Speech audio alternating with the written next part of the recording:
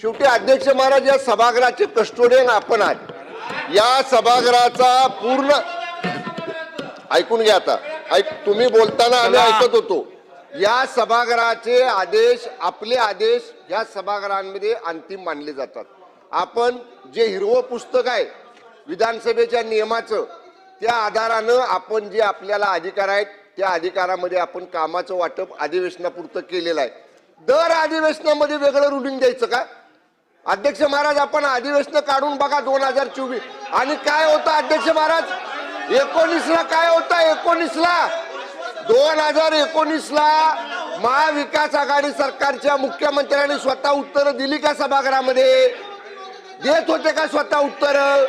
ते सुद्धा असे अधिकार देत होते ना त्यांच्या मंत्र्यांना। 2019 ते 22 महाविकास आघाडीच्या मुख्यमंत्र्यांनी सुद्धा अशा पद्धतीचे अधिकार त्यांच्या मंत्र्यांना दिलेले होते। त्याच्यापेक्षा वेगळं आता काही झालेलं नाही। तुमच्या काळात चालतं, तुम्ही होता त्यावेळी चालायचं आणि आता का चालत नाही? झालं ना, म्हणून मला बोलू दे, बसा। त्यांच्या काळात का चाललं? बसवतो त्यांना पण बसवतो। 2019 ते 22 महाविकास आघाडीमध्ये चाललं ना। ठीक आहे, चला। मला वाटतं ऐकून घ्या।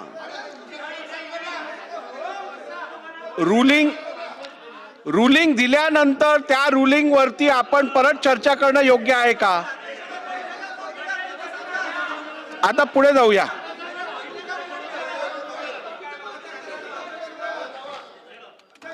चला घ्या, पुढचं घ्या। झालं, कोण बोलत नाही? परिवहन मंत्र्यांचं निवेदन घ्या। अध्यक्ष महोदय, आज या सभागृहात उभा राहताना माझ्या मनात समाधानाची भावना आहे। राज्याचे लोकप्रिय उपमुख्यमंत्री आणि आमच्या पक्षाचे नेते आदरणीय एकनाथ शिंदे साहेब यांच्या आदेशावरून काल मी एसटी महामंडळाच्या सर्व युनियनची बैठक घेतली आणि त्या बैठकीच्या अनुषंगानं महाराष्ट्राच्या कानाकोपऱ्यात अहोरात्र सेवा देणाऱ्या एसटीच्या सुमारे भास्कर जाधव राज्यातल्या 86,000 एसटी कामगारांच्या संदर्भात प्रश्न आहे।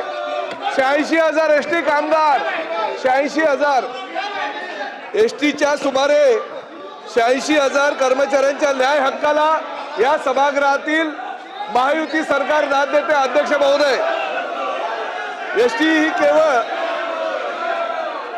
परिवहन संस्था नाही, ती महाराष्ट्राच्या सर्वसामान्य जनतेची जीवनवाहिनी आहे।